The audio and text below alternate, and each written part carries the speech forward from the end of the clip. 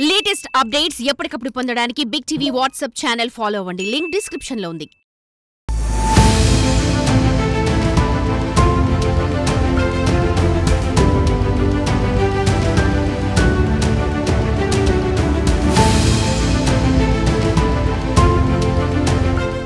దేశం అంటే మట్టి కాదు, దేశం అంటే మనుషులు అన్నారు మహాకవి గురజాడ అప్పారావు. ఎస్, ఎందుకు ఇప్పుడు నేను ఈ కావ్యాన్ని వాడుతున్నాను అంటే ప్రస్తుతం మనం ఆయన ఇంటి వద్దే ఉన్నాం. గురజాడ అప్పారావు గారు ఏ ఇంట్లో అయితే నివసించేవారో అప్పట్లో విజయనగర మహారాజుల కాలంలో, ప్రస్తుతం మనం ఆ ఇంటి వద్దే ఉన్నాం. ఎందుకంటే గురజాడ అప్పారావు అంటే మనందరికీ తెలుసు, పెద్ద సాహితీవేత్త, కవి, రచయిత, అభ్యుదయవాది, ఎన్నో గొప్ప గొప్ప సంస్కరణలకు నాంది పలికిన వ్యక్తి. అదేవిధంగా కన్యాశుల్కం అనేటటువంటి గొప్ప రచన చేసినటువంటి వ్యక్తి గురజాడ వెంకట అప్పారావు. ఎస్, ఆ రోజుల్లో ఎవరైతే అమ్మాయిలకి పెళ్లి చేయాలంటే కట్నం ఇచ్చి పెళ్లి చేసుకోవాల్సినంత అవసరం, కానీ లేదు, తిరిగి అమ్మాయిలకే కట్నం ఇవ్వాలి, అలా పెళ్లి చేసుకోవాలని ఒక గొప్ప కావ్యాన్ని, కన్యాశుల్కం అనేటువంటి గొప్ప కావ్యాన్ని రచించినటువంటి వ్యక్తి గురజాడ వెంకట అప్పారావు గారు. సో ప్రస్తుతం ఆయన మనం ఇంటి దగ్గర ఉన్నాం. అసలు ఆయన ఇల్లు ఎలా ఉంది, ఆయన ఒక్కొక్క రూమ్ చూసే ప్రయత్నం చేద్దాం, ఒక్కొక్క రూమ్ ఏ విధంగా ఉపయోగించి. ఎందుకంటే గురజాడ వెంకట అప్పారావు అనగానే ఒక గొప్ప వ్యక్తి, ఆయన మనందరి దేశమే గర్వించదగ్గ వ్యక్తి. రీసెంట్గా ప్రధాని నరేంద్ర మోడీ సైతం ఆయన కావ్యాల్ని తన నోటి ద్వారా పలికినటువంటి గొప్ప వ్యక్తి గురజాడ వెంకట అప్పారావు. సో ఆయన ఒక ఇల్లు చూసే ప్రయత్నం చేద్దాం.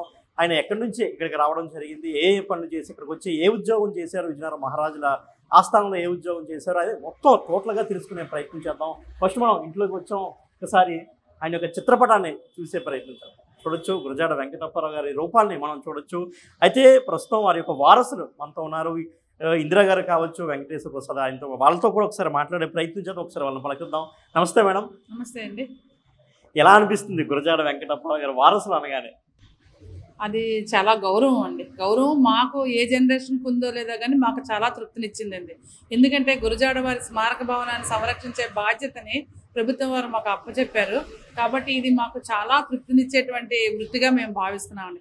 ఎంతోమంది సందర్శకులు గురజాడ వారి గృహాన్ని సందర్శిస్తున్నారు. వాళ్ళందరికీ మాకు తెలిసిన గురజాడ విశేషాలన్నీ చెప్పడం, ఈ ఇంటిని పరిశుభ్రంగా ఉంచడం మా ప్రథమ బాధ్యతగా మేము తీసుకుంటున్నాం.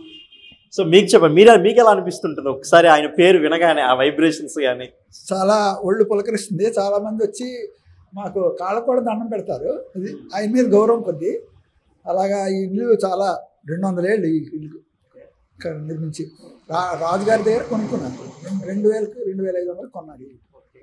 ఆయన జీవితం అంతా ఇక్కడే గడిపారు. రచనలు అన్నీ కూడా ఇక్కడ, చనిపోవడం కూడా ఇక్కడ చనిపోయారు.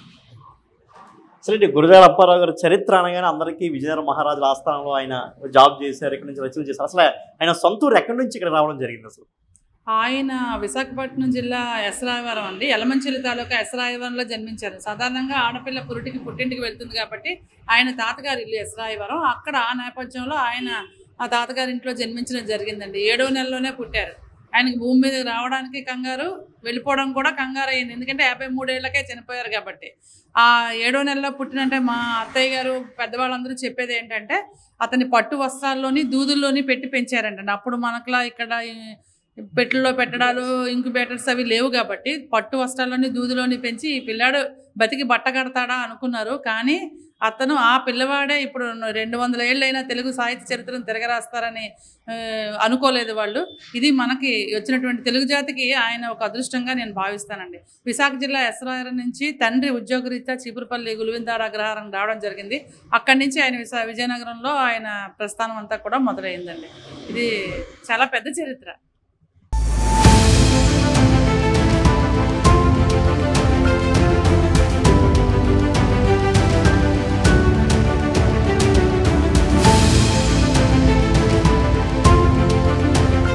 సరే, ఆయన ఒక గృహాన్ని సందర్శించే ప్రయత్నం చేద్దాం. అంటే ఒక్కొక్క రూమ్ ఆయన ఏ విధంగా వినియోగించేవారు, ఆయన రచనలు చేసేటప్పుడు కావచ్చు, బుక్స్ చదువుకునేటప్పుడు కావచ్చు, అభ్యుదయ భావాలు కావచ్చు, ఒక్కోసారి చూసే ప్రయత్నం చేద్దాం. అంటే ఫస్ట్ మనం ఇది ఎంట్రన్స్, మనం ఇదంతా కూడా ఈ రూమ్. అప్పారావు గారి ఇంటికి వచ్చినప్పుడు ఈ అప్పారావు ఇది ఇంతకు ముందు రాజుగారు ఆనంద గజపతి గారి కాలంలో పన్నులు వసూలు చేసే టానా కింద ఉండేదండి. అప్పారావు గారు మొట్టమొదట్లో మన రథయాత్ర జరుగుతుంది, జగన్నాథ స్వామి రథయాత్ర, అక్కడ ఉండేవారని చెప్పేవారు. అక్కడి నుంచి ఆయన సౌకర్యార్థం అక్కడ పెంకుటిల్లో ఉండేవారు. ఆ పెంకుటిల్లు పాడుపడే స్థితికి వచ్చిందని చెప్పి ఆయన రాజుగారి దృష్టికి తీసుకెళ్లడంలో ఈ టానా ఖాళీ చేయించి ఆయనకి ఇందులో ఉండమని చెప్పి అవకాశం కల్పించారని మా పెద్దవాళ్ళు చెప్పారు. తర్వాత దీన్ని కాలక్రమేణా రాజుగారితో ఉన్నటువంటి సాన్నిధ్యం వల్ల కొంత డబ్బు ఇచ్చి తర్వాత దీన్ని ఆయన కొనుక్కున్నారండి. అప్పారావు గారు డిజైన్ చేసుకుంది కాదు, కట్టుకున్నది కాదు. ఇది ఆయన 2500 ఇచ్చి కొనుక్కుని తనకు సౌకర్యంగా కొన్ని మార్పులు చేసుకున్నారండి. ఇందులో ఆయన అభ్యుదయవాది కాబట్టి అభ్యుదయ పరంగా ఈ ఇంట్లో అన్నీ కూడా మీకు మనం వాస్తు ప్రకారంగా ఉండవండి. ఆయన దేన్ని నమ్మేవారు కాదు. కుటుంబ అవసరాలకు తగ్గట్టుగా సదుపాయాలు చేసుకుని ఇంటి నుంచున్నారు. ఇప్పుడు మనం నుంచున్న ఇల్లు హాల్ అండి. ఇప్పుడు మనం హాల్ అనుకుంటున్నాం, అప్పుడు దేన్ని ఒక హాల్ అనగానే ఒంటిల్లు ఆయన నివసించిన 2 గదులు, రచన చేసిన 2 గదులు కూడా మేడ మీద ఉన్నాయండి. మిగతా గదులన్నీ కూడా కుటుంబం వాళ్ళు వాడుకునేవండి. ఇప్పుడు అంటే మనకి ఇక్కడ ఒక విషయం మనం అందరూ కూడా గమనించాలి. ఆయన అభ్యుదయవాది ఫస్ట్ ఆఫ్ ఆల్. ఎందుకంటే ఆయన కవి కూడా. ఆయన రచనలతో కావచ్చు, ఆయన మాటలతో కావచ్చు, రాజుగారిని పొగడతల్లో ముంచి ఆయన ఇంటిని ఫ్రీగా తీసుకునే అవకాశం కూడా ఉన్నప్పటికీ కూడా ఆయన డబ్బులు ఇచ్చి కొనుక్కున్నారంటేనే గురజాడ అప్పారావు ఆలోచన ఏంటో మనం అర్థం చేసుకోవచ్చు చాలా ఈజీగా. సో ఒకసారి లోపలికి వెళ్ళే ప్రయత్నం చేద్దాం. అసలు ఈ రూమ్లో ఫస్ట్ ఒక రూమ్ ఉంది, ఇక్కడ ఒక చిన్న గది కనిపిస్తోంది. ఈ గదిలో ఆయన ఏం చేసేవారు ఏంటి ఒకసారి తెలుసుకునే ప్రయత్నం చేద్దాం. ఫస్ట్ ఆఫ్ ఆల్ ఈ గదిలో మనం ఎక్కడ చూసినా ఆయన రచించినటువంటి దేశాన్నే ఆ రోజుల్లో గడగడలాడించినంటే భూస్వామ్యవాదులు కావచ్చు, అదేవిధంగా ఇటువంటి ఎంతోమందిని కదిలించినటువంటి పుస్తకం కన్యాశుల్కం. అప్పుడు ఉన్న మహారాజుల విధానాలు కావచ్చు, దేశంలో ఉన్నటువంటి సాంస్కృతిక ఆచారాలు కావచ్చు, ఎన్నిటిని కూడా ఒక్కసారిగా కదిలించినటువంటి రచన ఏదైనా ఉందంటే అది కన్యాశుల్కం అని చెప్పుకోవచ్చు. అందుకే మనం గర్వంగా చెప్పుకోవాల్సిన అవసరం ఉంది. సో ఫస్ట్ ఆఫ్ ఆల్ ఇక్కడ చూసుకోవచ్చు, ఈ రూమే కాకుండా లోపల కూడా ఇంకా ఒక చిన్న రూమ్లా ఉంది. సో ఈ రూమ్ దేనికి ఉపయోగించేవారు అనేది కూడా అడిగి తెలుసుకునేది. చెప్పండి, ఈ రూమ్ దేనికి ఆయన వాడేవారు? ఇవన్నీ కూడా సామాన్లు పెట్టుకునేవారు. చెప్పాను కదా మీకు ఇందాకలా, ఒక ఇల్లుగా ఆయన ఇది హాలు, ఇది ఒంటిల్లు, ఇది బెడ్రూమ్ అని కట్టుకోలేదు. ఇది రాజుగారి ఠానా కాబట్టి ఈ రూములన్నీ కూడా ఇలా మనకి తెలియకుండా ఉంటాయి. ఇవన్నీ కూడా స్టోర్ రూమ్లుగా ఉపయోగించుకునేవారు. ఈ గది అయితే పిల్లలు చదువుకోవడానికి ఉపయోగించుకునేవారండి. ఇప్పుడంటే మనకు ట్రాఫిక్ అది ఎక్కువ ఉంది, కానీ ఆ కాలంలో ఏవీ లేదు కాబట్టి చాలా కామ్గా ఉండే వాతావరణం ఇది. అప్పారావు గారి యొక్క తల్లి కూడా చెప్పేది, ఇక్కడైతే మనకి పట్టణానికి నడిబొడ్డున ఉంటాం కాబట్టి ఇక్కడ ఈ ఇల్లు మనం కొనుక్కోవాలని ఆయన ఇచ్చిన సలహా మీద ఆయన ఇది కొనుక్కున్నారని కూడా చెప్తారు. ఇక్కడి నుంచి పడవల మీద కూడా వెళ్ళేవారంట కోటలోకి, అంత నీరు కూడా ఉండేదండి. తర్వాత ఫస్ట్ ఎలక్ట్రిసిటీ ఇది 2వ నెంబర్ అండి. ఇది మా మావయ్య గారు చెప్పారు. 16 ఎంతో కరెంట్ వచ్చిన కొత్తల్లో ఆ కోటలో తర్వాత అప్పారావు గారి ఇంటికే కరెంట్ వచ్చినటువంటి సందర్భం అంటండి. ఇలా చాలా ప్రాచీనమైన చరిత్ర అయితే ఈ ఇంటికి ఉంది. ఇప్పుడు ఈ కన్యాశుల్కం పుస్తకాలు అంటారా, ఇది ఆయన కాలంలో ఈ రూమ్ ఎలా వాడినప్పటికీ కూడా భూమన కరుణాకర్ రెడ్డి గారని ఎమ్మెల్యే ఉన్నారు కదా, మన తిరుపతి ఎమ్మెల్యే గారు, ఆయన గురజాడ గృహాన్ని సందర్శించిన వాళ్ళందరికీ కూడా గురజాడ తరపున ఒక పుస్తకాన్ని బహుకరిస్తే బాగుంటుంది అని చెప్పి ఈయన కన్యాశుల్కాన్ని ఒక 5000 ప్రింట్లు వేయించి మా ఇద్దరిని తీసుకెళ్లి తిరుపతిలో ఈ పుస్తకాలు మాకు అందజేయడం జరిగిందండి. దీంట్లో ప్రైస్ ఏం పెట్టలేదండి. ఆయన ప్రైస్ ఏంటైతే మాత్రం గురజాడ గృహ సందర్శన, ఎవరైతే గురజాడ గృహాన్ని సందర్శిస్తారో వాళ్ళకి ఈ పుస్తకాన్ని బహుమతిగా ఇవ్వండి, సాహిత్య అభిలాష ఉన్న వాళ్ళకని చెప్పారు. ఈ పుస్తకాలను మేము ఇలాగా డిస్ప్లేలో పెట్టడం జరిగిందండి. ఇది కూడా అప్పారావు గారు పిల్లలు చదువుకునే గదండి.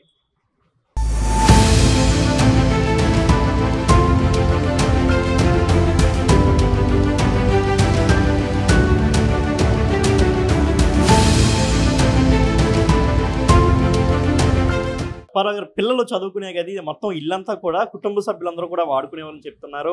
అదేవిధంగా మనం ఇక్కడ ఇంకొక విషయాన్ని గమనించాలి. కన్యాశుల్కం ఆయన ఆ గొప్ప రచనని భూమన కరుణాకర్ రెడ్డి గారు గతంలో ఎమ్మెల్యేగా ఉండేటప్పుడు ఆయన వచ్చి ఈ యొక్క గృహాన్ని సందర్శించి ఆయన గుర్తుగా ఉండాలని చెప్పేసి కొన్ని పుస్తకాలను కూడా కన్యాశుల్కం యొక్క పుస్తకాలను కూడా సొంతంగా ప్రింట్ చేయించి ఇవ్వడం కూడా జరిగింది. చూడవచ్చు, ఇదంతా కూడా ఓపెన్ ప్లేస్. ఆ రోజుల్లో మనకి ఏంటంటే ఎండ వాన రావాలి ఖచ్చితంగా, ఎందుకంటే గాలి ఎండ వాన ఈ 3 ఉంటేనే ప్రతి ఒక్కరికి ఆరోగ్యం. సో ఇది మనకి సైన్స్ కూడా ఇదే చెప్తుంది. ఆయనకి స్టాట్యూ చూడొచ్చు, ఇదంతా ఫ్రీ స్పేస్గా ఉండేదన్నమాట. ఎందుకంటే చాలా మనం సినిమాల్లో చూడొచ్చు, చాలా పాత ఇంట్లో కూడా ఈ విధానం ఉంటుంది.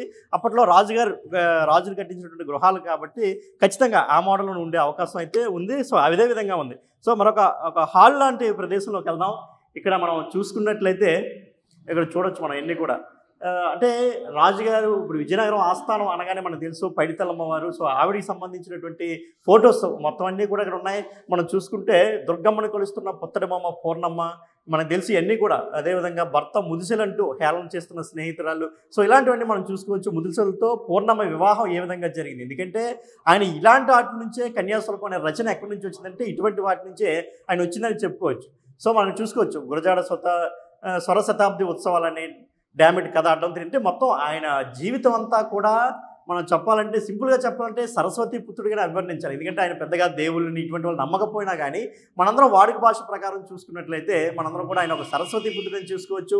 కన్యాశుల్కంలో గిరీశం అనేటువంటి క్యారెక్టర్ని బట్టి మనం చూసుకోవచ్చు. అంటే ఆయన యొక్క ఆలోచన విధానం ఏ విధంగా ఉండేది, ఆయన సమాజానికి ఎటువంటి సందేశాన్ని ఇవ్వాలనుకున్నారు, సమాజం ఏ విధంగా ముందుకు వెళ్ళాలి అనేది మనం చూసుకోవచ్చు. అంటే ఇక్కడ మనం చూసుకోవచ్చు అమ్మాయి వేషంలో ఉన్న శిష్యుడితో లుబ్ధావధానుల పెళ్లి, అంటే ఇటువంటి వాటిని ఎన్నో చూసి ఆయన చలించినటువంటి పరిస్థితి అయితే ఆ రోజుల్లో ఉండేది. అంటే ఎవరైతే ఈ సమాజాన్ని ఏలుతున్నారో, ఎవరు తమ సమాజాన్ని తమ గుప్పెట్లో పెట్టుకొని వాళ్ళు కలరాస్తున్నారు అనేదాన్ని కూడా ఆయన ఎక్కువగా ప్రజల్లోకి తీసుకెళ్ళాలి తన రచనల ద్వారా అనుకునే ఆలోచన ఉండేది.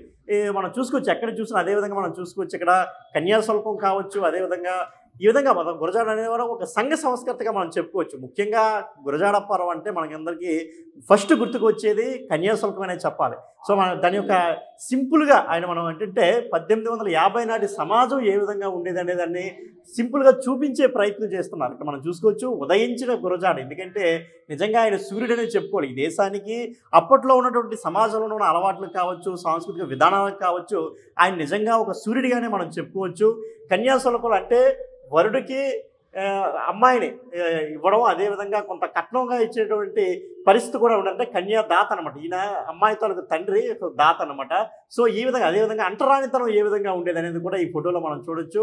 అంటే దూరంగా ఉండి మాట్లాడాలి, ఒక నీరు తాగాలన్నా కూడా అవకాశం లేనటువంటి రోజులు ఆ రోజుల్లో ఉండేవి. సో ఇటువంటి వాటిని రూపమాపాలనేది ఆయన యొక్క ప్రధాన ఉద్దేశంగా మనం చెప్పుకోవచ్చు. సో అందుకే ఒక కాలచక్రం 1857, 1900, 2012, 2020 ఆయన అనుకున్నట్లుగా కాలం ఏ విధంగా మారింది, కాలచక్రం ఆయన ఒక రచనల ద్వారా ఏ విధంగా సమాజాన్ని ప్రభావితం చేశారు అని కూడా ఈ కాలచక్రం మనకు చెప్తుందని చెప్పుకోవచ్చు. అంటే 2012 నుంచి 20 మధ్య ఆదర్శ యువక అంటే ఎలా మారింది, కాలం ఎలా మారింది, అప్పుడు 1857లో ఆయన ఉన్నప్పటి నుంచి అదేవిధంగా ఇప్పటి వరకు కాలం ఏ విధంగా మారింది అనేది కూడా అనేక విషయాలు మనకి స్పృహలోకి వస్తాయని చెప్పుకోవచ్చు. ఎందుకంటే కన్యాశుల్కం నుంచి చూసుకుంటే ఇప్పటి వరకు సమాజం ఎలా మారింది అనేది కూడా మనం ఒక్కసారి చూసుకోవచ్చు అనమాట. ఎందుకంటే అప్పట్లో వృద్ధులకు కూడా చిన్న చిన్న పిల్లలు ఇచ్చి పెళ్లి చేసేటువంటి పరిస్థితి అయితే ఉంది. సో అవన్నీ కూడా ఇప్పుడు పూర్తిగా రూపుమాపాయి. అంటే అందులో ఖచ్చితంగా గురజాడ అప్పారావు గారి పాత్ర ఉందని మనం చెప్పుకోవాలి. సో ఈ రూమ్ ఏ విధంగా ఉపయోగించేవారు, కుటుంబ సభ్యులు కావచ్చు, వాళ్ళందరూ కావచ్చు. ఈ రూమ్ అంతా కూడా పడక అంటే బెడ్రూమ్ల కింద ఉపయోగించుకునేవారు. ఆయనకు కూడా ఒక 4-5 మేనత్తులు ఉండేవారటండి. వాళ్ళందరూ కూడా చాపలు వేసుకుని ఇక్కడే పడుకునేవారు. వాళ్ళు కూడా వైధవ్యంతో ఉండేవారని చెప్పి వాళ్ళని చూసి కూడా ఇతను చలించారని కూడా చెప్పొచ్చండి. ఎందుకంటే ఆనాటి సామాజిక పరిస్థితుల్లోనే ఒక రచయిత అనేది అతను పుడతారు. ఈయన్ని ఆ రోజున్న పరిస్థితులు బాగా కలిచివేసేయండి. దానికి తోడు ఆనంద గజపతి యొక్క ప్రోత్సాహం కూడా ఈయన కన్యాశుల్కం అనేటువంటి గొప్ప సాంఘిక నాటకాన్ని రాయడానికి ప్రోత్సహించారండి. ఆనంద గజపతి లేకపోతే గురజాడ వాళ్ళు లేరు, గురజాడ లేకపోతే ఆనంద గజపతి లేరు అన్నటువంటి అవినాభ సంబంధం వాళ్ళిద్దరికీ ఉన్నది. ముఖ్యంగా గురజాడ ఏంటంటే ఆనాటి వాస్తవిక పరిస్థితులను దృష్టిలో పెట్టుకుని కన్యాశుల్కం రాశారు. ఈనాటికి కన్యాశుల్కం మనం చదివినట్లయితే విజయనగరంలో ఉండే స్థలాలు ఆనాటి సామాజిక పరిస్థితుల్లో మనకు తేటతెల్లం అవుతాయి. అంటే ఈనాటికి కూడా అటువంటి పాత్రలు గల స్వభావాలు గల మనుషులు ఉన్నారండి మన ప్రపంచంలో. అందుకనే కన్యాశుల్కం ఈనాటికి కూడా అజరామంగా ఉంది. కన్యాశుల్కం యొక్క దురాచారాన్ని రూపుమాపడమే కాకుండా భాష విషయంలో కూడా సంస్కరణ చేయడానికి, వ్యవహారిక భాష నాటకానికి రాయడానికి కూడా ఉపయోగపడుతుంది అని చెప్పడానికి ఆయన కన్యాశుల్కం రాశారు. అది ఒక కర్రతో 2 పాములు కొట్టినట్టు ఇటు సంఘ సంస్కరణ, అటు భాషా సంస్కరణ రెండూ కూడా చేసి తెలుగు సాహిత్యానికి ఎంతో గొప్ప కీర్తిని తెచ్చిపెట్టినట్టు గురజాడ. ఇందాకలా మీరు చెప్పినట్టుగా సూర్యచంద్రులు ఉన్నంత వరకు కూడా గురజాడ ఉంటారు. తెలుగు సాహిత్యం ఉన్నంత వరకు కూడా గురజాడ మనకి తెలుస్తూనే ఉంటారు. ఇంకా తెలుసుకోవాల్సింది ఎంతో ఉంటుంది. ఆయన ఎన్ని రచనలు చేసినా కొత్తగా కనిపిస్తూ ఉంటారు. చరిత్రను అధ్యయనం చేశారు, వర్తమానాన్ని పరిశీలించారు, భవిష్యత్తుని దర్శించారండి. ఈ 3 వల్ల ఆయన చరిత్రార్థుడయ్యారు. కాబట్టి ఆయన రచనలన్నీ కూడా కావ్య గర్భంలో కలిసేవి కానీ కాలగర్భంలో కలిసేవి కాదని మనం చెప్పుకోవచ్చు. సో చూసుకోవచ్చు. అంటే ఆ రోజుల్లో ఎందుకంటే ఆయన ఒక సంఘ సంస్కర్త, ఒక అభ్యుదయవాది, అంటే ఉమ్మడి కుటుంబాన్ని కూడా ప్రోత్సహించినటువంటి గొప్ప వ్యక్తి మహాకవి గురజాడ అప్పారావు గారు అని చెప్పుకోవచ్చు. అదేవిధంగా మనం చూసుకున్నట్లయితే ఆ రోజుల్లో తన మేనత్తలందరితో కలిసి ఉండేవారు. వాళ్ళ వైధవ్యాన్ని చూసి అక్కడి నుంచి కూడా కొంత స్ఫూర్తి పొందారు. దాని నుంచి కూడా కొన్ని రచనలు వచ్చాయని చెప్తున్నారు. సో ఈ రూమ్ మనం చూసుకోవచ్చు. మరొక రూమ్ ఇక్కడ అంతా గొప్ప వ్యక్తుల, ఒక కందుకూరి వీరేశలింగం లాంటి గొప్ప రచయితలు ఉన్నారు, అభ్యుదయవాదులు ఉన్నారు, వేదం వెంకటరాయ శాస్త్రి గారు కావచ్చు, అదేవిధంగా ఎంతోమంది మనకి చూసుకోవచ్చు. మనందరూ విజయనగరం అనగానే గుర్తుకొచ్చే మరొక పేరు గిడుగు వెంకటరామమూర్తి గారు. ఎందుకంటే గిడుగు అనగానే మనకు తెలుసు, మనకి సాధారణంగా మాట్లాడుకునే భాష ఏ విధంగా ఉంటుందో అందులోకి మొత్తం రచనలన్నీ తీసుకొచ్చిన గొప్ప వ్యక్తి. అదేవిధంగా ఆదిభట్ల నారాయణ దాస్ గారు విజయనగరానికి సంబంధించిన వ్యక్తి, హరికథ పితామహుడిగా కూడా ఆయన చెప్పుకుంటారు. సో ఇలాంటి ఎంతోమంది గొప్ప గొప్ప వ్యక్తులు. అదేవిధంగా కట్టమంచి రామలింగారెడ్డి గారు మన ఆంధ్ర యూనివర్సిటీ వైస్ ఛాన్సలర్ కూడా చేసినటువంటి వ్యక్తి. సో ఇటువంటి వారు ఎంతోమంది, కొమర్రాజు వెంకటలక్ష్మణరావు గారు కావచ్చు, ఇటువంటి వారు ఎంతోమంది నుంచి స్ఫూర్తి పొందారు. ఈ నుంచి స్ఫూర్తి పొందిన వారు ఎంతోమంది ఉన్నటువంటి పరిస్థితి అయితే ఉంది. సో మనం ఈ రూమ్ మనం చూసుకుంటే ఏ విధంగా ఉపయోగించేవారో సరే ఒకసారి మనకి వంటగది ఇది. అక్కడ పొయ్యిలు ఉండి, కర్రల పొయ్యిలు ఉండేవి అప్పట్లో. మీదన కర్ణాలు ఉండేవి, మూసారు. ఇది దేవుడు అరుగు. ఆయనకి దేవుడి మీద నమ్మకం లేకపోయినా భార్యని అడ్డు పెట్టేవారు కాదు పూజలు అవి. ఆయనకి నమ్మకం లేదు కానీ ఇంట్లో వాళ్ళని అడ్డు పెట్టేవారు. అంటే ఇంట్లో వాళ్ళ ఆలోచన గౌరవం ఇచ్చేవారు. అది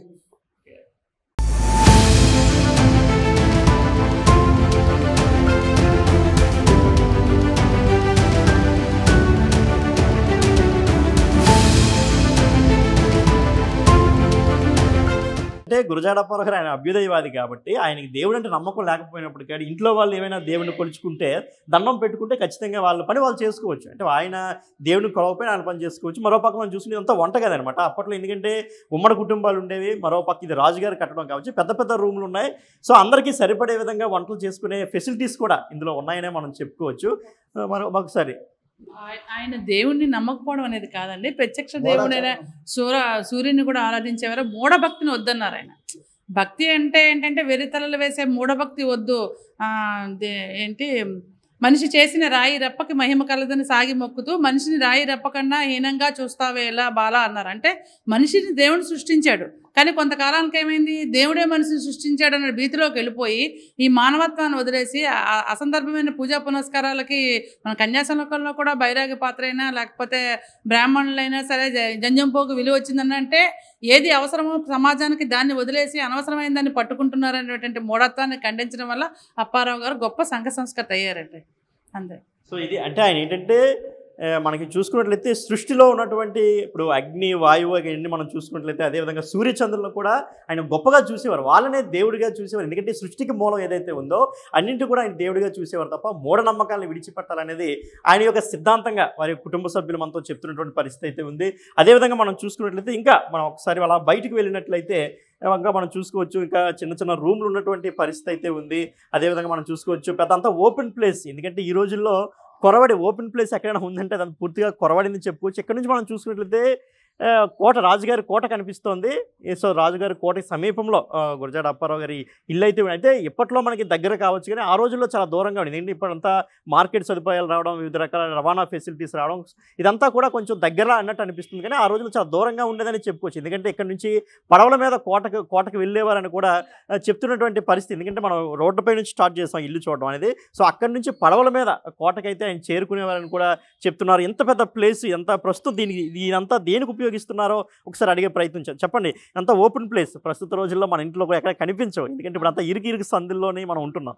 సో ఇది ఏ విధంగా ఉపయోగిస్తున్నారు ప్రస్తుతం దీన్ని? ఇప్పుడు చెప్పాను కదండి, 2500 ఇచ్చి కొనుక్కున్న తర్వాత ఇక్కడ నుంచి మన సత్యాలర్జీ ఉన్నంత వరకు కూడా ఇల్లు అండి ఇది. ఆ తర్వాత అప్పారావు గారు ఏం చేశారంటే ఇది ఓన్లీ పెరటి స్థలం. ఇక్కడ మీరు ఇందాకలో వచ్చినటువంటి ఒంటిల్లు తర్వాత ఇక్కడ స్నానం చేసేవారు ఆయన, స్నానం చేసే బావి, ఇది కుండి, ఇక్కడ తులసి కోట, ఏవైనా ఆరబెట్టుకోవడం అవి పరిస్థితి తప్పితే ఇక్కడ ప్రస్తుతానికైతే దీన్ని ఏమీ లేదండి. ఒక మాన్యుమెంట్ కాబట్టి ఇక్కడ చేయవలసింది ఏమీ లేదు. మేము కూడా దాన్ని ప్రొటెక్ట్ చేసి ఉంచుతున్నామండి. ఓకే, అంటే ఏదైనా రచయితలకి కవులకి సంబంధించిన సమావేశాలు నిర్వహిస్తుంటారా ఇక్కడ? ఏమైనా చాలా నెలకి ఇంచుమించు 2-3 అవుతాయండి. సాహితీ స్రవంతి అని, గురజాడ సాంస్కృతిక సమాఖ్య అని, తర్వాత సహజ ఫౌండేషన్, ఇలా అనేక విజయనగరంలో ఉన్న సాహితీ సాంస్కృతిక సంస్థలన్నీ కూడా ఒక పుస్తకావిష్కరణ కానీ లేకపోతే సాహిత్య సమావేశం కానీ పద్య కవితల యొక్క కవితా సమ్మేళనం కానీ ఏదైనా సరే గురజాడ అప్పారావు గారి ఇల్లుని వాళ్ళ ఒక స్ఫూర్తి కేంద్రంగా తీసుకుని ఇక్కడే ఎక్కువ కార్యక్రమాలు చేస్తుంటారండి. ఇక్కడ చేసి ఈవినింగ్ 5 నుంచి రాత్రి 9 వరకు కూడా కార్యక్రమాలు అన్నీ జరుగుతుంటే వాళ్ళకి కొంచెం కుర్చీలు అవి సదుపాయంగా చేసుకుంటే మాత్రం ఒక కార్యక్రమం చేస్తారు. ఏంటంటే ఇక్కడ స్థానబలం అండి, గురజాడ వారి కేంద్రం అనేది వాళ్ళకి ఎక్కువ స్ఫూర్తి. అక్కడ ప్లేస్ ఉందా, సరిపోతుందా లేదా, ఇది కన్వీనియంట్ అనేది చూడట్లేదు.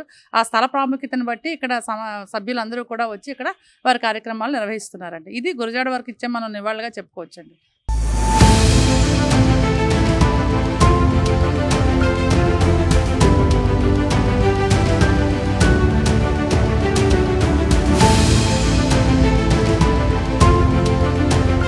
అంతా కూడా అప్పట్లో మనకి బావులు ఉండేవి, ఇళ్లలో పెద్ద పెద్ద బావులు ఉండేవి. ఆ బావుల్లో నుంచి నీరు తోడుకుని స్నానానికి కావచ్చు, ఇతర అవసరాలకు కూడా బావుల్లో నుంచి నీరు తోడుకునే వాడుకునేవారని చెప్పుకోవాలి. అదేవిధంగా గురజాడ అప్పారావు గారు ఇక్కడే నీళ్ళు తోడుకుని, ఇదంతా కుండీగా మనం చెప్తున్నారు, ఈ కుండీలో నీళ్ళు తీసుకుని ఆయన ఇక్కడే స్నానం చేసేవారు అని కూడా చెప్తున్నారు. ప్రస్తుతానికి ఇదంతా కూడా సాహితీ సభలకు కావచ్చు, అదేవిధంగా రచయితలకు సంబంధించిన మీటింగ్కి సంబంధించి ఇదంతా కూడా యూజ్ చేస్తున్నామని చెప్తున్నారు. మరో విధంగా మరో పక్క మనం చూస్తే ఒకసారి ఇంకా పైన కూడా ఇంకా రూమ్స్ ఉన్నాయి. అక్కడే ఆయన ప్రధానంగా ఆయన అంటే రచనలు చేయడం కానీ అన్నీ కూడా ఆయన రచయితగా రచనలు చేయడం కానీ సాహితీవేత్తగా సాహిత్యం గురించి ఆలోచన పుస్తకాలకు సంబంధించి అన్నీ కూడా మేడపై ఉన్నటువంటి గదుల్లో చేసేవారని చెప్తున్నారు. మరోపక్క మనం చూసుకున్నట్లయితే ఏదైతే హాల్లో ఇప్పుడు మనం ఇంతలో వంటగదిగా ఆయన ఉపయోగించామని చెప్తున్నాం, ఆ హాల్లో ఆయనకి సంబంధించినటువంటి బుక్స్ ఏవైతే ఆయన ఆ రోజుల్లో కూడా చదివినట్టు గురజాడ వారు చదివినటువంటి పుస్తకాలు మనం అక్కడ చూసుకోవచ్చు. ఒక్కసారిగా ఈ బీరువాల మొత్తం కూడా భద్రపరచడం జరిగింది. చాలా భద్రంగా ఇవన్నీ కూడా చూసుకోవడం, ఎందుకంటే ఇవన్నీ కూడా మన దేశానికి ఆస్తిగా చెప్పుకోవచ్చు. ఎందుకంటే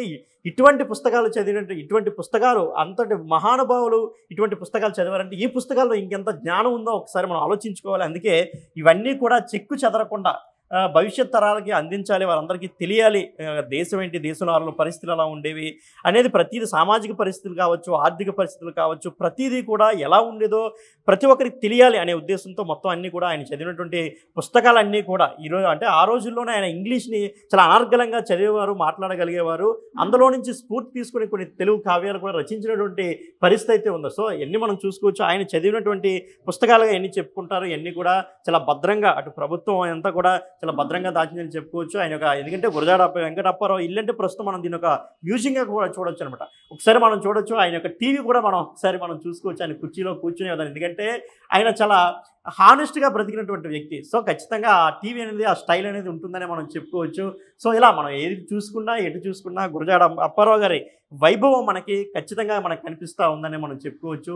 ఇలా మనకి ఇటు చూసినా, ఎందుకంటే ఆయన ఒక సామాన్యమైన వ్యక్తి కాదు, ఎందుకంటే సామాన్యమైన వ్యక్తిగా ఆయన జీవించినప్పటికీ కూడా ఆయన మనం ఎట్టి పరిస్థితుల్లో సామాన్యమైన వ్యక్తిగా చూడడానికైతే వీల్లేదని చెప్పుకోవచ్చు. ఎందుకంటే దేశానికి సేవ చేసినటువంటి వ్యక్తుల్లో ఆయన మొదటి స్థానంలో ఉంటారు. తన రచనల ద్వారా ఎంతోమందికి స్ఫూర్తి కలిగించి స్వాతంత్రోద్యమంలో కూడా ఎంతో ఊపిరి ఊదినటువంటి వ్యక్తిగా కూడా మనం ఆయన్ని చెప్పుకోవచ్చు. ఒకసారి మనం ఈ హాల్ చూసుకోవచ్చు. ఇదంతా కూడా ప్రస్తుతం దీన్ని దేనికి ఉపయోగిస్తున్నారు?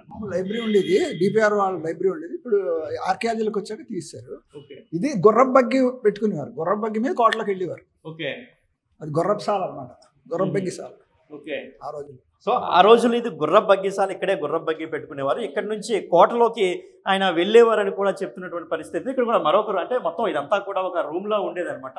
సో ఇదంతా మనకి ఏంటంటే చూసుకున్నట్లయితే మొన్నటి వరకు కూడా ఇదంతా ఒక లైబ్రరీగా దీన్ని వినియోగించారు. అయితే ఆర్కియాలజీ వాళ్ళు దీన్ని ఒకసారి హ్యాండ్ ఓవర్ చేసుకున్న తర్వాత ఆ లైబ్రరీని తీసివేశారని అయితే వారు చెప్తున్నటువంటి పరిస్థితి అయితే ఉంది.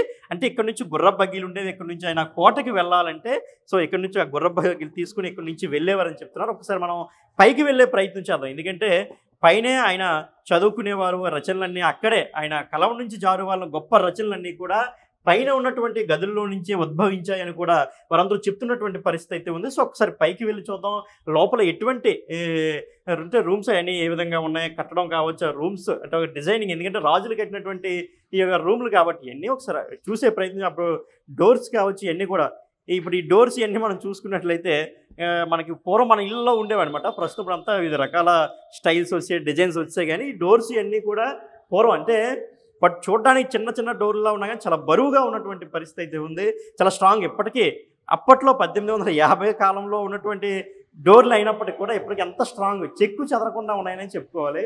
ఒకసారి మనం చూసుకోవచ్చు గురజాడ అప్పారావు గారు చదువుకున్నటువంటి అంటే తన ఆలోచనల్ని పదును పెట్టినటువంటి రూమ్లోకి మనం వచ్చామని చెప్పుకోవాలి. ఒకసారి మనం చూసుకోవచ్చు అన్నీ కూడా గురజాడ స్వదస్తూరితో ఉన్నటువంటి దేశభక్తి గేయం. దేశమును ప్రేమించుమన్నా మంచి అన్నది పెంచుమన్నా, ఉట్టి మాటలు కట్టి పెట్టబోయి గట్టి మేలు తలపెట్టబోయి అన్నారు ఆయన. సో ఇటువంటివన్నీ కూడా వచ్చాయంటే ఆయన యొక్క మేధోశక్తికి ఒక నిర్వచనంగా మనం చెప్పుకోవచ్చు. అదేవిధంగా మద్రాసు విశ్వవిద్యాలయం నుండి పట్టభద్రంగా ధృవీకరణ పత్రాన్ని చూసుకోవచ్చు. అంటే ఇవన్నీ కూడా ప్రస్తుత తరానికి కావచ్చు, భవిష్యత్ తరాలకు కావచ్చు ఒక ఇన్స్పిరేషనల్గా ఉంటాయని చెప్పి ఇవన్నీ కూడా ఇప్పటికీ చాలా భద్రంగా దాచినటువంటి పరిస్థితి అయితే ఉంది. మనం చూసుకోవచ్చు ఇవన్నీ కూడా ఆయన గుర్తింపు, గౌరవంగా మనం ఇవన్నీ చెప్పుకోవాలన్నమాట. అంటే ఆయన సొంతంగా చదువుకొని సాధించినటువంటి ఇవన్నీ కూడా ఆయన ఆలోచన నుంచి వచ్చినవి తప్ప ఎవరో ఆయనకి ఇచ్చినట్టయితే కాదనమాట. అదేవిధంగా మనం చూసుకోవచ్చు ప్రతిదీ ఇక్కడ మనం రవీంద్రనాథ్ ఠాగూర్ రాసినటువంటి జాతీయ గీతం, అంటే బెంగాల్ నుంచి ఇంగ్లీష్లో రాసినటువంటి జాతీయ గీతం అనమాట ఇదంతా కూడా.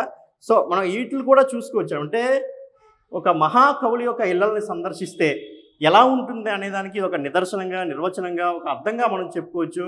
అదేవిధంగా ఆ రోజుల్లో అంటే విజయనగరం ఎలా ఉండేదని చాలామందికి తెలియదు. అంటే తెలియదు కదా, ఇప్పటికి కొన్ని పరిస్థితులు తెలుసుకునే పరిస్థితులు కూడా లేవు. సో విజయనగరం మెయిన్ బజార్, ఎందుకంటే ఇప్పటికీ విజయనగరం అంటే ఒక మార్కెట్ ఏరియా, ఉత్తరాంధ్రలోనే ఒక మార్కెట్ ఏరియా గుర్తింపు ఉండేది. సో ఆ రోజుల్లోనే మెయిన్ బజార్ ఎలా ఉండేది కూడా ఒకసారి మనం చూసే ప్రయత్నం చేసుకోవచ్చు. అదేవిధంగా మనం చూసుకుంటే గురజాడ చివరి రోజుల్లో నిర్మించుకున్న నూతన గృహం లలిత్, ఇందులో స్థానిక కేంద్ర గ్రంథాలయం కొన్నేళ్ళు కూడా నడిపినటువంటి పరిస్థితి అయితే ఉందంటే. సో అన్నీ కూడా మనం చూడొచ్చు ఆ రోజుల్లో. అదేవిధంగా 1897లో మహారాజా కళాశాల సిబ్బందితో గురజాడ, అంటే ఆయన కుడి నుంచి 4వ వ్యక్తి అనమాట. సో మనకు కనిపిస్తున్నారు కదా ఇక్కడ ఆయన కూర్చొని ఉన్నారు. సో మనకి ప్రతిదీ అంటే ఇవన్నీ కూడా చూడడాన్ని, ఒకసారి అవన్నీ గుర్తు చేసుకోవడాన్ని నిజంగా ప్రస్తుత తరానికి ఒక అదృష్టంగానే భావించాలని చెప్పుకోవచ్చు. ఇక్కడ మనకి ప్రధానమైన ఫోటో అయితే ఇక్కడ ఉంది. 1904-05లో గురజాడ పేర్రాజు పంతులు గారి కుమార్తె వివాహ సందర్భంగా హాజరైన గురజాడ తండ్రి రామదాసు, గురజాడ అప్పారావు, గురజాడ కుమారుడు రామదాసు ఈ పెళ్లికి హాజరైన తరువాత ఆయనలో కొన్ని ఈ కన్యాశుల్కం రాయడానికి కావచ్చు, ఇలాంటి వాటిల్లో కొంత ప్రేరణ పొందారు అనేది అంటుంటారు. ఒకసారి తెలుసుకునే ప్రయత్నం చేద్దాం. చెప్పండి, ఆ ఫోటో చూస్తుంటే అసలు ఏం గుర్తొస్తుంది మీకు? ఒకసారి ఆ ఫోటో చూస్తుంటే. అంటే చిన్నపిల్లల్ని పెద్దవాళ్ళకి ఇచ్చి పెళ్లి చేసే చిన్న అమ్మాయి, అతను పెద్ద ముసలి అతను, దాన్ని తీసుకుని ఇన్స్పిరేషన్గా కన్యాశుల్కం రాయాలని ఐడియా వచ్చింది, ఆయనకి ఆలోచన వచ్చింది. సో అదే అంటే కన్యాశుల్కానికి బీజం ఎక్కడ పడిందంటే దానికి తార్కాణం, నిదర్శనం ఈ ఫోటోగానే చెప్పుకోవచ్చు. ఈ పెళ్ళికి వెళ్ళి తరువాత ఆయనకు ఆలోచన, ఎందుకంటే ఇక్కడ మనం చూడవచ్చు, ఇక్కడ చూసుకోవచ్చు ఆ ఏజ్డ్ పర్సన్స్కి ఎంత చిన్న పిల్లల్ని ఇచ్చి పెళ్లి చేస్తున్నారు అనేది. అంటే ఎందుకు కన్యాశుల్కం లాంటి రచన బయటకు వచ్చింది అంటే దానికి నిదర్శనమే ఈ ఫోటోలు అనమాట. అంటే ఆయన ఎంత ఎందుకంటే అప్పటికే ఆయన ఒక అభ్యుదయవాదిగా ఉన్నారు, ఆయన ఎంత చలించిపోయారో మనం ఒకసారి తెలుసుకోవచ్చు. అదేవిధంగా మనం చూసుకోవచ్చు అన్నీ కూడా రాణి లలిత కుమారి దేవితో ఊటీ సందర్శించినప్పుడు గురజాడ వారు సేకరించిన ఆయిల్ పెయింటింగ్లో అపురూప చిత్రాలు. అంటే ఆయనకి ఒక పెయింటింగ్స్ మీద కూడా ఇంట్రెస్ట్ ఉండేది అనేది అన్నది ఒక నిదర్శనం అనమాట. అంటే ఇవన్నీ కూడా వారి యొక్క ఇంట్రెస్ట్ని తెలుపుతాయి, వారి యొక్క జ్ఞానాన్ని తెలుపుతాయి, వారి యొక్క ఉద్దేశాన్ని కూడా తెలుపుతాయి అనమాట. ఈ చిత్రాలు అంటే మనకు తెలుసు, చిత్రాలు అంటేనే జ్ఞాపకాలు. సో ఇవన్నీ కూడా మనం చూస్తున్నట్లయితే ఒక అభిరుచులు కూడా మనకు తెలిస్తే. చూద్దాం ఒకసారి ఈ రూము పరిస్థితి ఏంటి, ఆయన ఈ రూమ్లో ఏం చేసేవారు, ఈ రూమ్ దేనికి ఉపయోగించేవారు తెలుసుకునే ప్రయత్నం చేద్దాం. చెప్పండి. ఈ రూము ప్రత్యేకించి అప్పారావు గారు ఆయన రాతకి, ఆలోచనలకి, ఆయన నివాసానికి ఉపయోగించుకునేవారండి. ఈ రూమ్లోనే మనకి ప్రపంచ ప్రఖ్యాతి అయినటువంటి కన్యాశుల్కం కానీ, దేశభక్తి గేయం కానీ అన్నీ కూడా రాసుకునేవారు. ఆ లోపల పందిరి మంచం ఉండేది, మనం ఇంకో గది ఉంది లోపల, అక్కడ పడుకునేవారు. నిరంతరం ఇక్కడ ఒక వాలు కుర్చీ ఉండేదిట, వాలు కుర్చీలో కూర్చుని ఒక టేబుల్ పెట్టుకుని, టీపాయ్ పెట్టుకుని నిరంతరం సాహిత్య మదనం చేసేటువంటి రూమ్ అదండి ఇది. ఈ గదిలోకి రాగానే ఒక చిన్నపాటి వైబ్రేషన్స్ కలుగుతాయి సాహిత్య ప్రియులందరికీ. ఎందుకంటే ఒక కన్యాశుల్కం అనగానే, దేశభక్తి అనగానే ఆ పదాలనే మనం ఆలోచింపజేసేవైతే ఆయన రాసిన ప్రదేశాన్ని చూస్తే మరికొంత ప్రభావం అనేది తప్పకుండా ఉంటుంది. ఇక్కడికి గిడుగు రామ్మూర్తి గారు కానీ, గిడుగు రామ్మూర్తి గారు పెద్ద అబ్బాయి సీతాపతి గారు కానీ వాళ్ళు వచ్చి గంటలు సాహిత్యోపన్యాసాలు చేసుకుని సాహిత్య గోష్ఠి జరుపుకునేటువంటి ప్రదేశం అండి ఇది. ఇక్కడ ఈ ఆయిల్ పెయింటింగ్స్ గురించి చెప్పాలంటే ఆయన మద్రాసు వెళ్ళినప్పుడు రాణి లలితా గారి దేవి గారితో ఆయనకు ఒంట్లో బాగున్నప్పుడు అవి హాస్పిటల్ పని మీద వెళ్ళినప్పుడు కానీ ఆయన అభిరుచికి తగ్గట్టుగా ఆ పెయింటింగ్స్ అన్నీ తెచ్చుకున్నారు. ఇవి మొన్నటి వరకు మా ఇంట్లో ఉండేవండి. అక్కడికన్నా ఆయన జ్ఞాపకంగా మ్యూజియం కింద ఏర్పాటు చేసి భావితరాల వాళ్ళకి ఆయన ఒక ఆలోచనలు, ఆయన ఒక అంటే ఆయన తెలివితేటల్ని ఈ విధంగా ఆ టైంలో అతను ఆలోచించి కొనుక్కున్నారనే విషయాన్ని తెలియజేయాలని మా దగ్గర ఉన్న వస్తువులను కూడా ఇక్కడ తీసుకొచ్చి పొందుపరచడం జరిగిందండి. రాణి లలితాదేవి గారు అంటే అప్పారావు గారు కాశీరాజు కుమార్తెని ఇక్కడ విజయరామ గజపతికి ఇచ్చి వివాహం చేయడంలో ప్రముఖ పాత్ర వహించారు. ఆవిడ చాలా అభిమానంగా అప్పారావు గారిని చూసేవారు. ఆవిడ జ్ఞాపకార్థంగా ఆయన పక్కనున్న ఇంటికి లలిత్ అనేటువంటి పేరు పెట్టుకున్నారు. ఆ నేమ్ ప్లేటే ఇదండి, లలిత్ అని.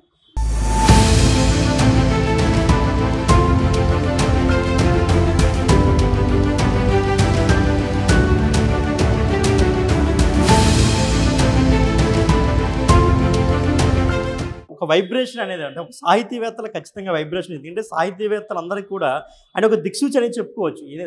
సాహిత్యం అంటే ఏంటి అనేది ప్రపంచానికి తెలియజేసిన వ్యక్తుల్లో గురజాడ అప్పారావు గారు ముందు వరుసలో ఉంటారని చెప్పుకోవచ్చు.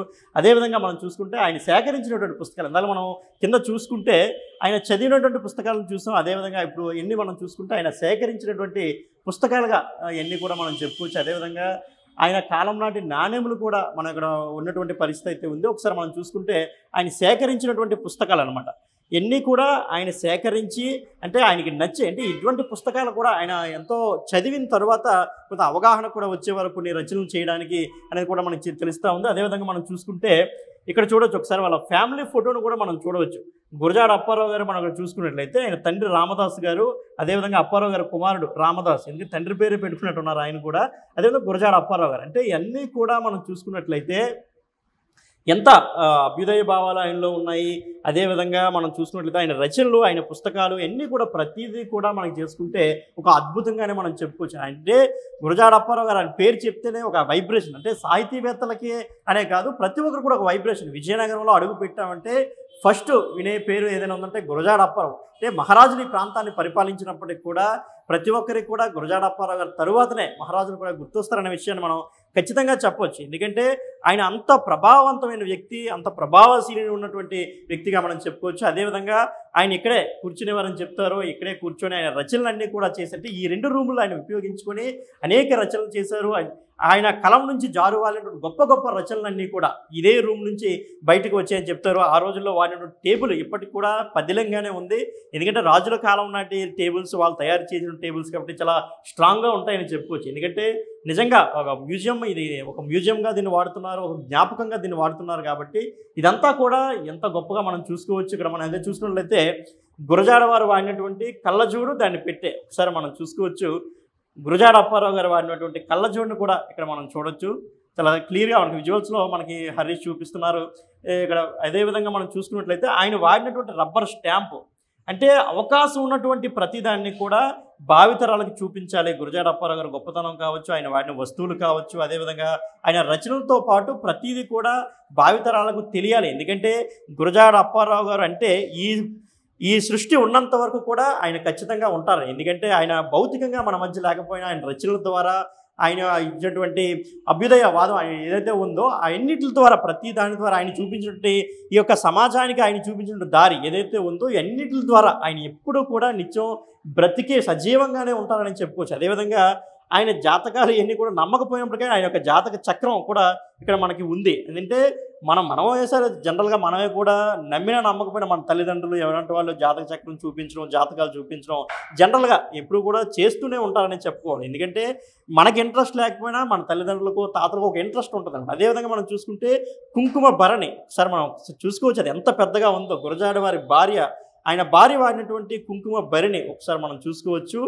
నిజంగా ఇది కూడా మనకు ఒక కళాఖండం. అంటే ఇవన్నీ చూసే అదృష్టం నిజంగా నేనైతే అదృష్టంగానే ఫీల్ అవుతున్నాను. ఎందుకంటే చాలా తక్కువ మందికి అవకాశం ఉంటుంది. ఎందుకంటే దేశంలో ఎంతోమందికి గురజాడ అప్పారావు గారు తెలిసినప్పటికీ కూడా ఆయన వాడిన వస్తువులు కావచ్చు, రచనలు కావచ్చు, ఇవన్నీ దగ్గరుండి చూసే అవకాశం చాలా కొద్ది మందికి ఉంటుందనే చెప్పుకోవచ్చు. అదేవిధంగా చూసుకొస్తే ఇది ఆయనకి అప్పట్లో వచ్చినటువంటి బహుమానం అనమాట. సో గురజాడ అప్పారావు గారి యొక్క ఫోటో, అంటే పాత ఫోటో ఎలా ఉండేది, ఆయన నిజరూపం ఎలా ఉండేది అని తెలిసే చిత్రంగా చెప్పుకోవచ్చు. అంటే ఇదేంటంటే ఒకసారి అంటే మ్యూజియంలో ఉంటే చాలామందికి ఏంటంటే ఒక్కొక్కరు ఒక్కోలాగా దాన్ని ఆర్టిస్టులు చిత్రీకరించే అవకాశం ఉంటుంది. కాబట్టి వాటికి అవకాశం లేకుండా ఆయన ఒక ఒరిజినల్ ఫోటోని ఇక్కడ పెట్టడం జరిగింది. అంటే ఇక్కడ గోడకి హ్యాంగ్ చేయడం జరిగింది.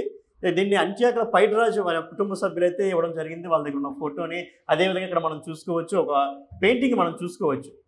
అంటే ఒక గొప్ప ఆలోచనలో ఉన్న వ్యక్తి ఏ విధంగా ఉంటారు, ఏ విధంగా అంటే వారి యొక్క ఆలోచనలో ఇష్టాలు ఏ విధంగా ఉంటాయి అనేది తెలియజేసేటువంటి ప్రతిదీ కూడా ఈ యొక్క గురజాడ వారి గృహంలో ఉందని చెప్పుకోవచ్చు. ఏదైతే కన్యాశుల్కం మనం ఇందాక చూసాం, ఆల్రెడీ ఫోటో చూసాం, కన్యాశుల్కం రాయడానికి ప్రేరణ గల చిత్రం ఏదైతే ఉందో ఇదే ఆ చిత్రం. కన్యాశుల్కం నవల, అంటే కన్యాశుల్కం ఒక నాటకాన్ని చదివే ముందు, తెలుసుకునే ముందు చూడాల్సినటువంటి చిత్రం ఇదే. ఎందుకంటే దీని నుంచి అది వచ్చింది కాబట్టి ఖచ్చితంగా ఈ ఫోటోను కూడా మనం చూడాల్సిన అవసరం ఉంది. చెప్పండి, ఈ రూమ్ గురించి మనం ఇంకొకసారి చూసుకున్నట్లయితే డాక్టర్ సి నారాయణ రెడ్డి గారు కూడా సందర్శించినటువంటి పరిస్థితి అయితే ఉందన్నమాట. సో మనం చూసుకోవచ్చు ఆయన యొక్క రైటింగ్ అనేది గురజాడ అప్పారావు గారు రైటింగ్. సి నారాయణ రెడ్డి గారు అంటే గురజాడ అప్పారావు గారి గురించి సి నారాయణ రెడ్డి గారు రాజంటే ఈ గృహాన్ని సందర్శించినప్పుడు ఆయన గురజాడ అప్పారావు గారి గురించి రాసినటువంటి పేజీ అనమాట ఇది. మహాకవి గురజాడ ఆధునిక తెలుగు సాహితీకి పాదాలు వేసిన మహనీయుడు అని రాసినటువంటి వ్యక్తి మన సి నారాయణ రెడ్డి. అంటే గురజాడ అప్పారావు గురించి ఎవరు రాసినా, ఎంత చెప్పినా, ఎంత విన్నా తక్కువగానే చెప్పుకోవచ్చు. ఎందుకంటే ఆయన ఇచ్చినటువంటి స్ఫూర్తి అంతా ఇంత కాదు. ఒక్కసారి ఈ రూమ్ గురించి తెలుసుకునే ప్రయత్నం చేద్దాం. అదేనండి. ఈ రూమ్‌లో అయితే మాత్రం ఆయన నివసించిన రూము అంటే ఎక్కువ సమయం కిందనంతా కూడా కుటుంబం ఉన్నా కూడా పైనే ఆయన సాహిత్య గోష్ఠి గాని, సాహిత్య రచనలు గాని చేశారు. ఇప్పుడు మనం అనుకుంటే దేశం అంటే మట్టి కాదు, దేశం అంటే మనుషులు అయినటువంటి ఒక వాక్యాన్ని రాసింది కూడా ఈ గదిలోనేనండి. అందులో సామాజిక శాస్త్రం, ఆర్థిక శాస్త్రం, ఒక మానవ వస్తు శాస్త్రం కూడా అందులో ఉందండి. ప్రతి అంశాన్ని కూడా అతను దృష్టిలో తీసుకుని ఆనాటి సామాజిక ఆర్థిక పరిస్థితుల్లో ఎలా ఉంటే సమాజం ముందుకు వెళ్తుందో ఆ దిశానిర్దేశం చేశారండి. సమాజం ఇలా ఉండాలి అని చెప్పలేదు, ఎలా ఉంటే సమాజం బాగుంటుందో అనే విషయాన్ని అయినా విపులీకరించారు. తెల్లంగా సున్నితమైన పదాలతో పెద్ద పెద్ద అర్థాలు వచ్చేటువంటి విధానంలో ఆయన రాశారు. కన్యాశుల్కంలో ఆనాటి సామాజిక పరిస్థితుల్లో అక్షరాస్యులు తక్కువ కాబట్టి నాటక రూపంలో ప్రజలకి బాగా చేరువవుతుంది ఉన్నటువంటి సంఘంలో ఉన్న దురాచారం అని చెప్పి ఆయన నాటకాన్ని పెట్టారు. ఆ నాటకం వల్ల చాలా వరకు కూడా మనకి కన్యాశుల్కం అనే దురాచారం రూపుమాపబడింది. తర్వాత ఆయన కాంగ్రెస్ మహాసభలకి వాటికి వెళ్ళేవారు తమ్ముడు శ్యామలరావుతో. దాని మీద ఇన్స్పైర్ అయ్యి కూడా దేశం అంటే మట్టి కాదు అంటే ఓన్లీ పార్టీని బలోపేతం చేసుకునే మీటింగ్లే తప్పితే ప్రజా క్షేమాన్ని కాంక్షించే నిర్ణయాలు వీళ్ళు తీసుకోవట్లేదు అని ఆయన అప్పుడే ఆలోచించిన వ్యక్తి. అది ఈ రోజు వరకు కూడా జరుగుతూనే ఉంది. ఆ నేపథ్యం ఆయన సొంత లాభం కొంత మానుకుని పొరుగు వారికి దోడుపడవని, ఒట్టి మాటలు కట్టిపెట్టి గట్టి మేలు తలపెట్టబోయని, ఇలా అనేకమైనటువంటి మాటలు రాయడానికి కూడా ఆయన ఈ గదిలోంచే రాశారండి. వీటికి ఆనాటి ప్రతి ఒక్క సమాజంలో ఉన్న పరిస్థితులను బట్టి ఒక రచయిత పుడతాడు. అలాగే నేడు రాబోయే తరాలకి కూడా గురజాడ వారు ఆదర్శనీయులు. 20లో చూస్తే 21వ శతాబ్దానికి చెందిన వాళ్ళ, 21వ శతాబ్దంలో చూస్తే 22వ శతాబ్దానికి చెందిన వాళ్ళ ఉండి కాలానికన్నా ముందుండేటువంటి వ్యక్తి మహాకవి గురజాడ అప్పారావు గారు.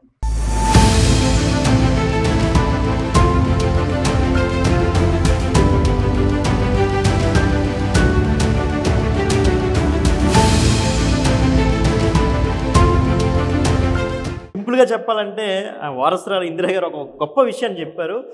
ఏ తరానికి చూసుకుంటే ఆ తరానికి చెందిన వ్యక్తిలా, ఆ భావాలు కలిగిన వ్యక్తిలా ఖచ్చితంగా ఆయన ఉంటారని చెప్పుకోవచ్చు. మరోపక్క మనం చూసుకుంటే అప్పట్లో ఉన్నటువంటి నాణ్యాలను కూడా మనం చూడొచ్చు. నవయుగ వైతాళికుడు, సాహితీవేత్త, సంఘ సంస్కర్త గురజాడ అప్పారావు గారు విజయనగర సంస్థానంలో పనిచేసేవారు. ఆ కాలంలో భారతదేశం బ్రిటిష్ వారి పాలనలో ఉండేది. సో ఆ కాలం నాటి రాజులు తమ చిత్రాలను నాణ్యాలపై ముద్రించి తమ కీర్తి ప్రతిష్టలు భవిష్యత్ తరాలు స్మరించుకోవాలని అభిలషించేవారు. ఈ నాణ్యములపై బ్రిటిష్ చక్రవర్తి 5వ జార్జి విక్టోరియా చిత్రాలను కూడా చూడొచ్చు.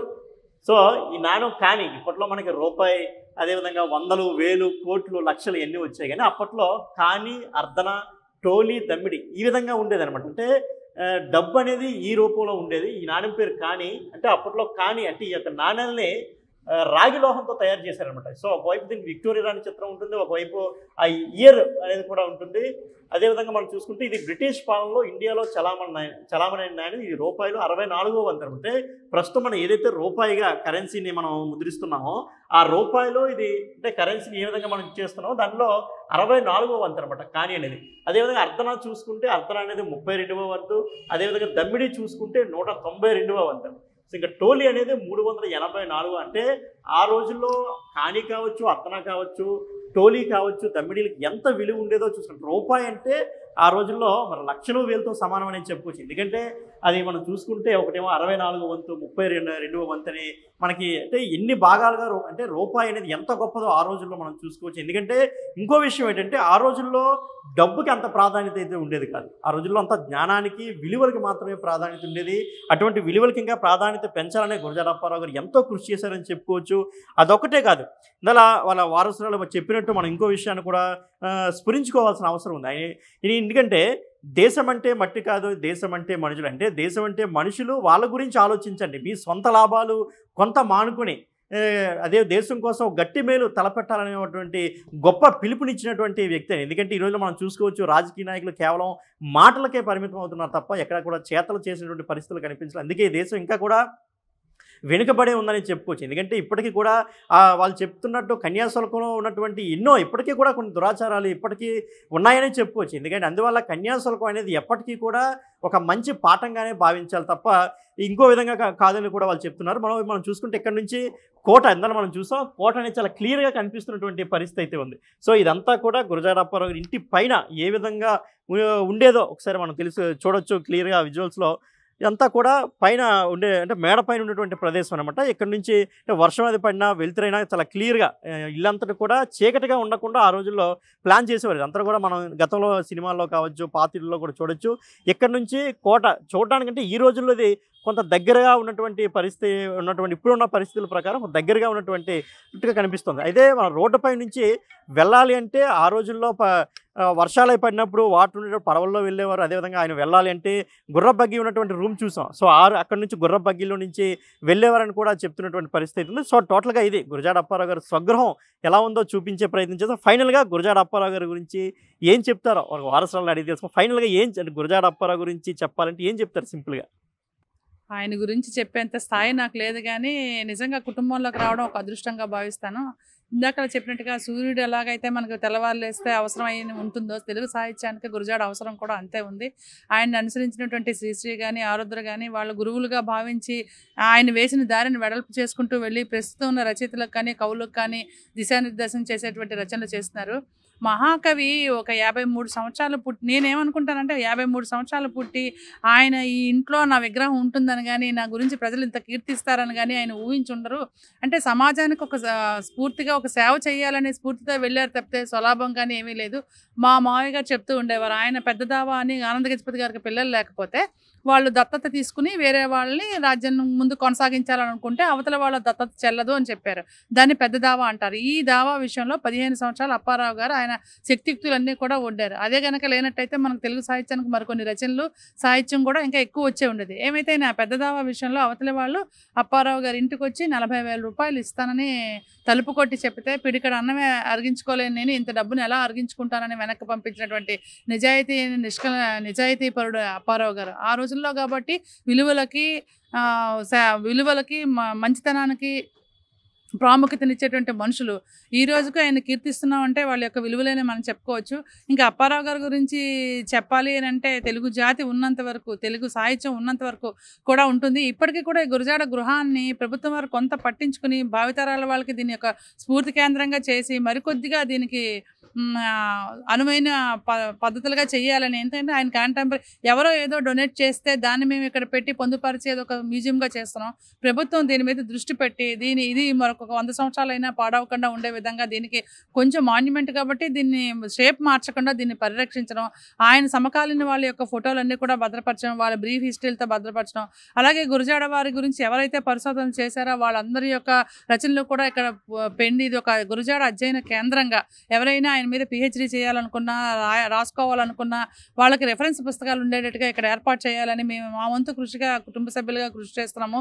దీనికి సాహితీవేత్తలు కూడా చాలామంది సహకరిస్తున్నారు. ప్రభుత్వ పరంగా కూడా ప్రభుత్వ ఆధీనంలో ఉంది కాబట్టి 1989లో కుటుంబీకులు ప్రభుత్వానికి ఇచ్చారు కాబట్టి ఇది ప్రభుత్వ ఆధీనంలో ఉండిపోయి ప్రభుత్వాల చుట్టూ తిరగవలసి వస్తుంది. లేకపోతే గురజాడ అభిమానులు అయినా సరే దీన్ని పూనుకుని ఏదైనా చేసే అవకాశం అయితే ఉంది. కాబట్టి ప్రభుత్వం వారు స్పందించి మన పురావస్తు శాఖ వారును కానీ సాంస్కృతిక శాఖ వాళ్ళు కానీ స్పందించి ఇలాంటి మాన్యుమెంట్లు అన్నింటినీ కూడా భావితరాలకు స్ఫూర్తినిచ్చే కేంద్రంగా చేయాలని కుటుంబ సభ్యులుగా మా విజ్ఞప్తి.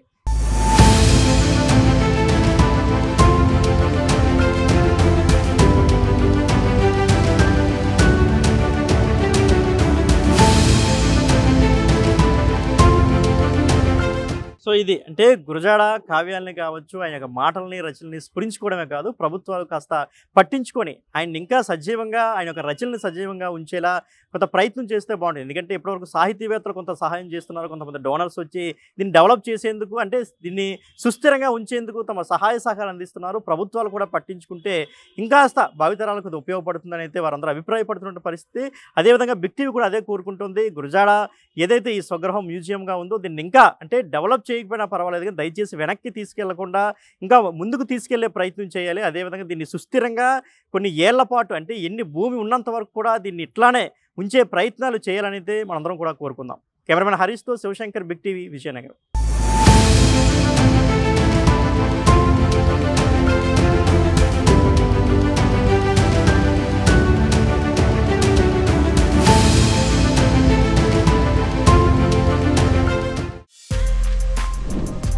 For more videos like this, subscribe Big TV channel.